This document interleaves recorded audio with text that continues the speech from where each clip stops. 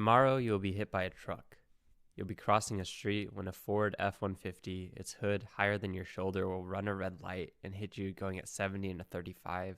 You shouldn't have believed that the little glowing angel inside the pedestrian signal could protect you. Anyone is free to ignore its commands, and the driver didn't even see the light.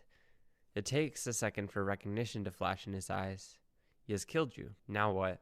Drive off into the sunset, leaving your body to rot in the road, or stay and figure out what it means to have killed.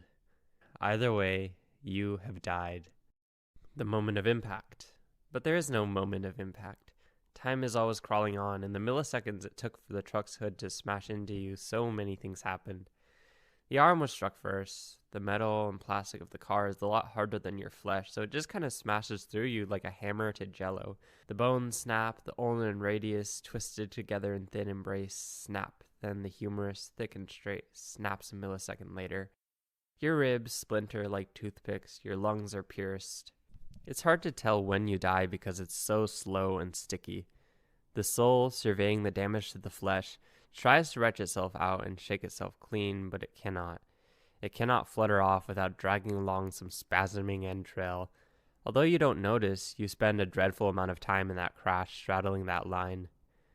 But of course, in reality, there's not even a moment to panic or be in pain before, like a candle pinched into a gush of smoke, you're gone. But no. Having been warned, you're careful crossing that street. The signal says you can cross, but this time you know to wait. The truck whizzes past, perhaps to go kill someone else. You live and continue to live. This time, a long, long, illustrious life. And only now, once more, do you begin to die. Death this time comes slow, very slow. 10 years out from your death, your lover touches your face and you catch that there's an instant between the touch and the blink of recognition. You've gotten slower, and you realize that the veil that will eventually choke out your senses is wrapped one thread at a time. 5 years out from death, you're beginning to see now that you can no longer see. There's a frosted light that coats everything, makes everything cool and dull to the touch. A pair of dark eyes still punctures the haze, but other than that, your lover has grown indistinct. Your walk is unsteady, your bones are tense. You're like a tower after an earthquake, a decades-long earthquake. Be careful now. Take things as soft as you can. It would be bad if you were to collapse, and it's a miracle that you haven't yet. 1 month before you die, you can no longer string things together. Every second, you're surprised by a mottled gray sight before you.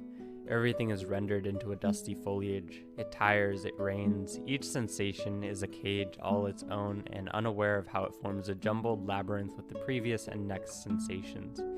Every instant, you're reborn anew into a flat gray world. You can't look back. There's nothing back there. Don't turn away.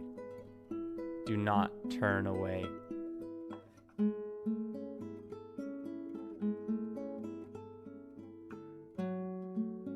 Hello? Are you still there? You are? Bad news, you only have about a day left before you die. But it was the life. Crazy now to look back at it, is it not? There's someone there before you, standing at the foot of your bed. They're rather small. In the half-light you're still allowed to see, you see that it's a child. It's you. It seems you've come to commemorate your own death, and yet it is so clearly not you.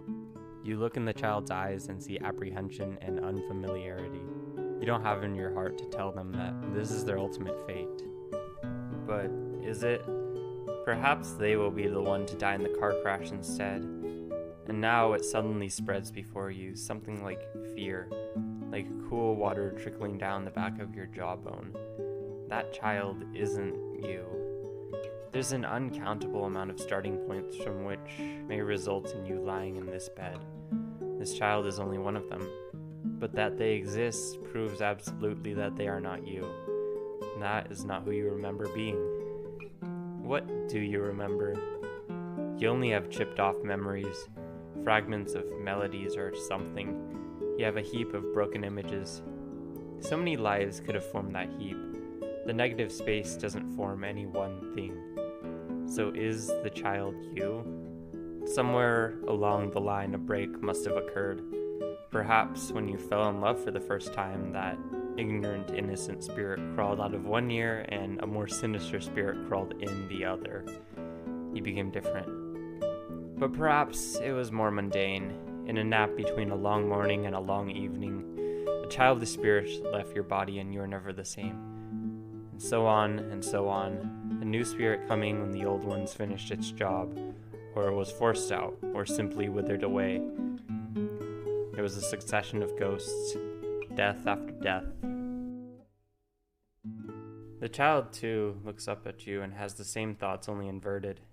It sees that it must die someday and be replaced, and perhaps in one possible path it will eventually come to be replaced by you.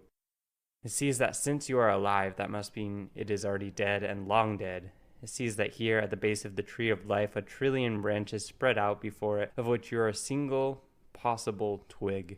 It resolves to break from you, and in doing so begins to live, which means, now finally, you are dead.